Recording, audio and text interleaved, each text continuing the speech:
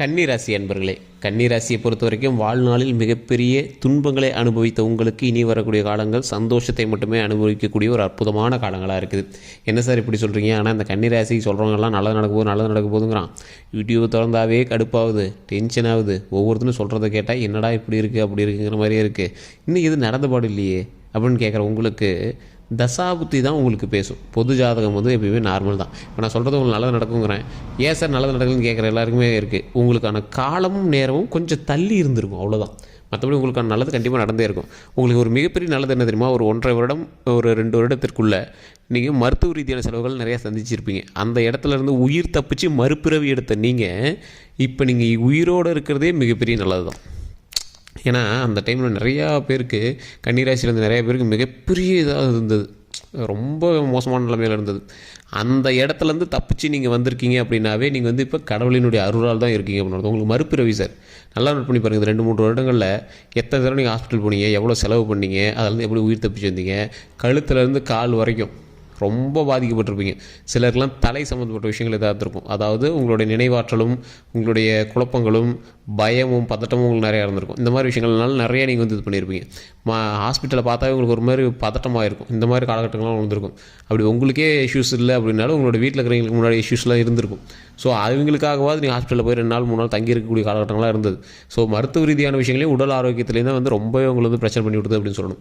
அப்படி பிரச்சனை பண்ண உங்களுக்கு அதை அப்படியே கிளியர் பண்ணி சரி பண்ணி உங்களை உயிரை காப்பாற்றி கொண்டு வந்திருக்கு அப்படின்னா இதுதான் கடவுளினுடைய அருள். கடவுளை நீங்கள் இத்தனை நாள் கும்பிட்டதுக்கான ஒரு மிகப்பெரிய அருள் தான் உங்களை திருப்பி காப்பாற்றி கூட்டு வந்தது. ஓரளவுக்காவது கொஞ்சம் உங்களுக்கு இன்னும் உடல் ஆரோக்கியமில் கொஞ்சம் அப்படி இப்படின்னு இருந்திருக்கும். ஆனால் ஓரளவுக்காவது உங்களை பரவாயில்லையாக இருக்குது அப்படின்னா அது வந்து கடவுள் காப்பாற்றி உங்களுக்கு கூட்டு வந்தது மட்டும்தான் காரணங்க. இந்த ராசிக்காரர்களுக்கு எப்பொழுதுமே கடவுளினுடைய அருள் உண்டு. அதுலேயும் குலதெய்வத்தினுடைய அருள் பரிபூர்ணமாக உண்டு. குலதெய்வத்தினுடைய அருள் உங்களுக்கு பரிபூர்ணமாக இருக்குது அப்படின்னா நீங்கள் அதில் என்ன பண்ணியிருந்துருக்கணும்? உங்களுடைய முன்னோர்களினுடைய சாபங்கள்லேருந்து விலைக்கு வந்திருக்கணும். இந்த கன்னிராசியில் பிறந்தவங்களுக்கு அவங்களுடைய பூர்வீகம் வந்து அவ்வளோ சீக்கிரம் செட் ஆகாது. பூர்வீகத்தில் வந்து அவ்வளோ சீக்கிரம் உங்களுக்கு செட் ஆகாது. அதிலேருந்து அப்படி அப்படியே மாறி மாறி இருக்கிறது தான் வந்து பார்த்துருப்பீங்க. இந்த ராசிக்காரர்கள் எப்பேற்பட்ட ராசிக்காரர்கள் அப்படின்னா கடவுளை நம்புவாங்க. ஆனால் அவங்களுக்கு நல்லது நடந்தால் மட்டும்தான் அந்த கடவுளை நம்புவாங்க. ஜோதிடத்தை நம்புவாங்க. அவங்களுக்கு நல்லது நடந்தால் மட்டும்தான் ஜோதிடத்தை நம்புவாங்க. அதாவது அவங்களுக்கு பாசிட்டிவாக தோணணும். அப்போ தான் இதை நீ செஞ்சு கொடுத்தா தான் நான் நம்புவேன் அப்படிங்கிற மாதிரி ஒரு ஆட்டிடியூட் பர்சன் அப்படின்னு சொல்லலாம். கன்னிராசி பொறுத்தவரைக்கும் நிறைய பேர் சொல்லுவாங்க, சார் இவங்க வந்து ப்ளே பாய் சார் அப்படிம்பாங்க. அப்படிலாம் ஒன்றுமே கிடையாது. கன்னிராசிங்கிறது மற்றவர்களால் ஈஸியாக அன்பாக பார்க்கக்கூடிய அளவுக்கு நடந்து கொள்ளக்கூடிய ஒரு ராசி தான் கன்னிராசி. ஃபார் எக்ஸாம்பிளுக்கு ஆணாந்தா பெண் பக்கம் இருப்பீங்க, பெண்ணாந்தா ஆண் பக்கம் இருப்பீங்க. ஒரு சிலர் வந்து எல்லா மனிதர்களுக்குமே ஈர்ப்புடையவர்களாக இருப்பீங்க. கன்னிராசியில் பிறந்தவங்க இவங்க கூட ஃப்ரெண்டாக இருக்கணும், இவங்க கூட நட்பாக இருக்கணும், இவன் நல்ல கேரக்டர், இவன் நடந்துக்கிறது நல்லா இருக்குது, இவன் ஓப்பனாக இருக்கான், இவன் ஸ்ட்ரெயிட் ஃபார்வர்டாக இருக்கான், இவன் பேசுகிறது நல்லா இருக்குது, பேசுகிற விதம் நல்லா இருக்குது, காமெடியாக பேசுகிறான், நையாண்டியாக பேசுகிறான், இவன் பேசும்போதே வந்து தெளிவாக இருக்குது, ஓப்பனப்பாக பேசுகிறான் அப்படின்னு வைப்பாங்க. ஆனால் இந்த கன்னிராசிக்கு பின்னாடியும் ஒரு சைலண்ட் ஃபேஸ்னு ஒன்று இருக்குது. அந்த சைலண்ட் ஃபேஸில் இவங்க நிறைய கஷ்டங்களே அனுபவிச்சுருக்காங்க. அந்த சைலண்ட் ஃபேஸில் இவங்க நிறைய சின்ன ஒரு திருட்டு வேலைகளையும் பண்ணக்கூடிய ஒரு ஆள். திருட்டு வேலைன்னா போய் பொருளை திருடுறது அந்த மாதிரி இல்லை. மற்றவங்களால் கெஸ் பண்ண முடியாத அளவுக்கு ஒரு கேடி அப்படின்னு கூட சொல்லலாம். இவங்களுடைய மறுபக்கம் ஓரளவுக்கு கொஞ்சம் மர்மமான பக்கம் அப்படின்னு சொல்லலாம். அது நிறைய பேருக்கு தெரியாத சில பக்கங்கள் அப்படின்னு சொல்லலாம். இந்த ராசிக்காரர்கள் எவ்விதத்திலும் மற்றவர்களுக்கு துன்பம் விளைக்காதவர்கள். ஆனால் சின்ன துரோகங்கள்னால் இவங்க வந்து ரொம்ப ஆட்கொட்டப்பட்டவர்கள்.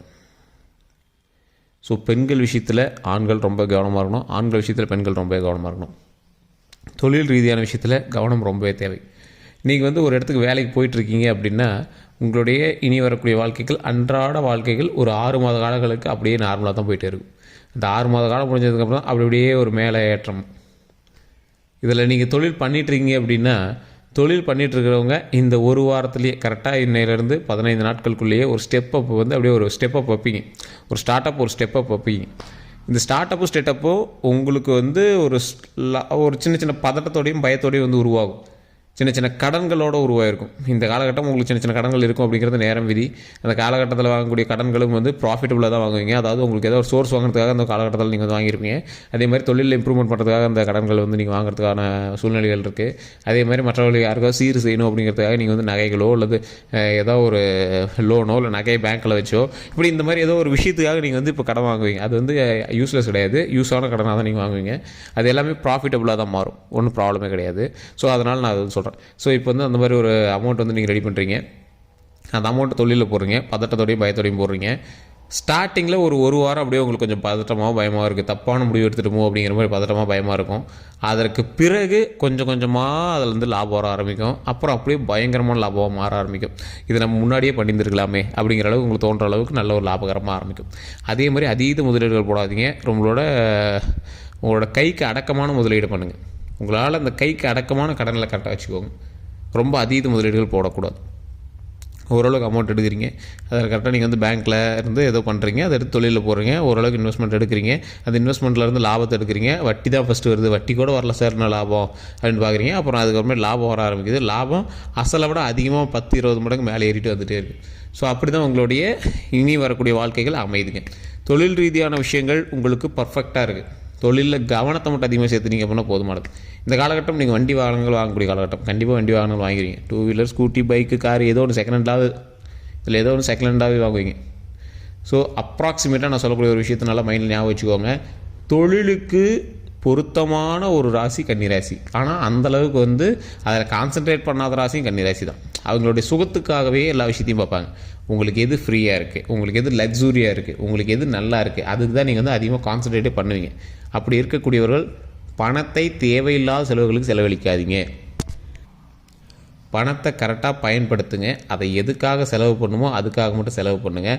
அந்த பணத்தை பயன்படுத்தக்கூடிய விதத்தில் கொஞ்சம் கவனத்தை செலுத்தினால் மிகவும் நல்லது. அதன் மூலமாக பல லாபங்களை அள்ளலாம். அதை நல்லா மைண்டில் ஞாபகம் வச்சுக்கோங்க. கல்வி சம்மந்தப்பட்ட விஷயத்தில் நீங்கள் வந்து ஒரு கன்னிராசியாக இருக்கீங்க, கல்வி சம்மந்தப்பட்ட விஷயத்தில் இருக்கீங்க, ஒரு 12th படிச்சுட்டீங்க, காலேஜ் படிச்சுட்டீங்க அப்படின்னா தயவு செய்து படிப்பில் மட்டும் கவனத்தை செலுத்துங்க. இது வந்து உங்களுக்கு மைண்ட் டைவெர்ட் பண்ணக்கூடிய ஒரு காலகட்டம். தேவையில்லாமல் மைண்டை டைவெர்ட் பண்ணி வேறு எதுலையாவது உங்களை வந்து காட்டுறதுக்கு பார்க்கும். அதெல்லாம் காட்டலாம், இதெல்லாம் காட்டலாம்னு மைண்டை வந்து டைவெர்ட் பண்ணுறதுக்கான காலகட்டமாக இருக்கும். ஸோ அதில் தயவுசெய்து மைண்டை கண்ட்ரோலாக வச்சுக்கோங்க. வேறு எதுலேயும் உங்கள் பக்கம் ஏதாவது காதலில் விழுவுறது, சார் அவன் இப்படி பண்ணான் சார், இவன் இப்படி பண்ணான் சார், அவன் அதுக்காக தான் சார் இது பண்ணான், அதெல்லாம் ஒன்றும் இப்போ அதெல்லாம் சும்மா ஒரு 5 வருஷம் கழித்து பார்த்தீங்கன்னா செவ்வளோ உங்களே அப்பிக்குவீங்க. ஸோ அந்த மாதிரி கொஞ்சம் பொறுமையாக கொஞ்சம் கான்சன்ட்ரேஷனாக இருங்க. படிப்பில் கவனம் செலுத்துங்க. கன்னிராசிக்கு பொறுத்த வரைக்கும் படிப்பில் மட்டும் நல்லா க்ளீனாக வந்துட்டிங்க அப்படின்னா அதற்கு பிறகு இருக்கக்கூடிய வாழ்க்கைகளை மிகப்பெரிய அச்சீவ்மெண்ட் அடையலாம். அது நிறைய பேருக்கு தெரியறதில்ல. இந்த கன்னிராசிக்காரர்களுக்கு எவ்வளோ சொன்னாலும் அது வந்து புரியுறதே இல்லை.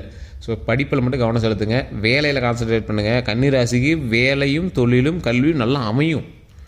அதை கெடுக்கிறது உங்களுடைய கிரக அமைப்பு பார்த்தா இருக்கும், உங்களுடைய தசாபுத்திகளாக தான் இருக்கும். ஸோ ஒரு டைம் ஜாதகத்தை செக் பண்ணுங்கள். உங்களுடைய ஜாதகத்தை செக் பண்ணும்போது நீங்கள் எதை மெயினாக பார்க்கணும் அப்படின்னா உங்களுடைய தசாபுத்தி உங்களுக்கு மேட்ச் ஆகுதா. ஏன் இவங்க சொல்கிறது நம்மளுக்கு ஒரு சிலது தான் பதியுது, ஒரு சிலது பழிக்க மாட்டேங்குது. திருமணமான ஆகாதவர்களுக்கு ரொம்ப தள்ளி போயிட்டே இருக்குது. ஏன் காரணம்? கன்னிராசியை பொறுத்த வரைக்கும் காதெல்லாம் கை கொடுத்தே தவிர திருமணம் மட்டும் ரொம்ப டேஞ்சர் பண்ணிகிட்டே இருக்கும். தள்ளி தான் போகும். அப்புறம் ஓரளவுக்கு ப்ராப்ளம் ஆகி செட் ஆகிடும். ஸோ இந்த மாதிரி தள்ளி போகிறதான ரீசன் என்ன? குழந்தை பேர்கள் ஏன் அமையறதுக்கு லேட் ஆகுது? அந்த மாதிரி நிறைய விஷயங்கள் வந்து உங்களுக்கு டவுட்டாக இருக்கும். இது எல்லாமே உங்களுடைய தனிப்பட்ட ஜாதகம் தான் குறிக்குது. ஏன்னா கன்னிராசி எது ஆரம்பித்தாலும் ஒரு ஸ்டார்ட் அப் அப்படி சும்மா ஜர்க்கு ஆகி அதில் ஒரு சின்ன சின்ன பதட்டத்தை ஏற்படுத்தி அதில் சின்ன சின்ன ஃபெயிலியரை காட்டி அதுக்கப்புறமேட்டு தான் வந்து சக்ஸஸே ஆகும். ஸோ இது வந்து கன்னிராசியோட இயல்பே தான். திருமணமே ரெடியாகும், பிரச்சனையாகும், மறுபடியும் செட் ஆகும். அதுக்கப்புறம் தான் திருமணம் வந்து ஒட்டுக்காக கைக்கூடி நல்லபடியாக வரும். அதே மாதிரி குழந்தை பேருமே சின்ன இது ப்ரெக்னென்ட் ஆகிருப்பீங்க, அப்புறம் அவாய்ட் ஆகிருக்கும். அதுக்கப்புறமேட்டு ஒரு வாரம் தான் வந்து பார்த்திங்கன்னா நல்லபடியாக குழந்தை பிறக்கும், நல்லபடியாக பிறந்து வளர்ந்து வரும். ஸோ இது மாதிரி நிறைய தடைகளை தாண்டி தான் வந்து இந்த கன்னிராசியில் வந்திருக்கு. தொழிலையும் அப்படி தான், கல்வியிலையும் அப்படி தான், வாழ்க்கையிலையும் அப்படி தான், திருமணத்தில் எப்படி தான், குழந்தைகளையும் அப்படி தான். ஸோ எங்களோட லைஃப் வந்து மென்மேலும் வளருவதற்கு ஒரு மிகப்பெரிய ஆப்பர்ச்சுனிட்டி கிடைக்கும். சின்ன சொதப்பல்கள் பண்ணுவீங்க, அந்த சொதப்பல்லாம் மறுபடியும் சரி பண்ணுவீங்க, மறுபடியும் அதே ஆப்பர்ச்சுனிட்டி அதோட அதிகமாக நீங்கள் வந்து லாபம் எடுப்பீங்க. ஸோ இது வந்து சக்ஸஸ்க்கான ராசி. ஆனால் என்னது, சின்ன முந்திரி குடத்தனமும் சில காலகட்டமும் சில நேரமும் சில தசாபதிகளும் உங்களை வந்து அப்படியே லைட்டாக ஆட்டி வைக்கும். இந்த டைம் உங்களுக்கு ஓரளவுக்கு பர்ஃபெக்டாக எல்லாமே கொஞ்சம் நடக்கிற வாய்ப்புகள் இருக்குது. சின்ன இது இருந்தாலும் அதை நீங்கள் வந்து பதட்டமாகவோ பயமாகவோ எடுத்துக்க தேவையில்லை. சக்ஸஸ் நடக்கும். பேக் அடிக்காமல் இறை வழிபாடு பண்ணிவிட்டு, குலதெய்வத்தை வழிபாடு பண்ணிவிட்டு, குலதெய்வத்துக்கிட்ட போய் ஒரு பொங்கல் வச்சு 2 எலுமிச்சம்பழம் அறுத்து போட்டு அந்த இடத்துல வந்து சாமி கும்பிட்டு முடிஞ்சால் 2 நெய் விளக்கு அது கண்டிப்பாக போடும். குலதெய்வத்துக்கு போய் நெய் விளக்கு போட்டு கும்பிட்டிங்கன்னா ரொம்ப நல்லது. 1 முழம் மல்லிகைப்பூ சாமிகிட்ட, அம்மன் தெய்வங்களாக இருந்தாலும் மல்லிகைப்பூ வாங்கிட்டு போவீங்க, எந்த தெய்வங்களாக இருந்தாலும் மல்லிகைப்பூ வச்சு வணங்குங்க. இது வந்து கன்னிராசிக்கே உண்டான ஒரு அற்புதமான விஷயம். மல்லிகை குண்டு மல்லி வாங்கிட்டு போய் வச்சு வணங்குங்க. ஒரு அற்புதமான ஒரு விஷயம். அது நெய் விளக்கு ஏற்றி மல்லிகைப்பூ அந்த இடத்துல சாமி வச்சு வணங்குனீங்க அப்படின்னா நீங்கள் கேட்டதை கொடுக்கும். அது அந்தளவுக்கு உங்களுடைய குலதெய்வத்துக்கும் கன்னிராசிக்கும் ஆப்ட் இருக்குது. ஸோ நீங்கள் அதை ட்ரை பண்ணி பாருங்கள். நிறைய பேருக்கு ஜோதிடம் பார்க்கணும் அப்படின்னு ஆசைப்பட்றீங்க. சரி இதெல்லாம் ஓகே, ஆனால் முழு ஜாதகம் பார்த்தா தான் தெரியும். எப்படி கண்டுபிடிக்கிறது அப்படின்னு கேட்குறீங்களா? உங்களுடைய பக்கத்தில் இருக்கக்கூடிய ஜோதிடர்கிட்ட கொடுத்து ஜோதிடரை பாருங்கள். இல்லை சார் ஒன்றும் பர்ஃபெக்டாக இல்லை அப்படிங்கிறவங்க மட்டும் கீழே நம்பர் கொடுக்குறேன், அந்த நம்பருக்கு ஃபோன் பண்ணுங்கள். உங்களுடைய பெயர், உங்களுடைய பிறந்த நேரம், பிறந்த ஊர், இது 3 மட்டும் நோட் பண்ணி வச்சுக்கோங்க. ஃபோன் பண்ணுங்கள். உங்களுடைய ப்ராப்ளம் எதுவாக இருந்தாலும் சொல்லுங்கள். அதுக்கான தீர்வை நீங்கள் இதுக்கு முன்னாடி என்னெல்லாம் நடந்துச்சு அப்படிங்கிறத கேட்டுட்டு சொல்லுங்கள். அப்ராக்சிமேட்டாக இல்லை, அக்யூரேட்டாக சொல்லுவாங்க. இதுக்கு முன்னாடி உங்களுக்கு இதுதான் நடந்துச்சு அப்படிங்கிறத அடித்து சொல்லுவாங்க. கிட்டத்தட்ட 200 ஜோதிடர்களுக்கு ஆசான் கிட்ட தான் நான் உங்களோட நம்பர் வந்து நான் கொடுக்குறேன். ஸோ உங்களுக்கு வேணும்னா ஜஸ்ட் கால் பண்ணி தெரிஞ்சுக்கோங்க. எல்லோருக்கும் நன்றி. நம்ம சேனலை ஃபாலோ பண்ணாமல் தான் ஃபாலோ பண்ணிட்டு பாருங்கள். அதே மாதிரி நம்மளுடைய யூடியூப் சேனலை சப்ஸ்கிரைப் பண்ணாமல் தான் சப்ஸ்கிரைப் பண்ணிக்கோங்க. எல்லோருக்கும் நன்றி நண்பர்களே.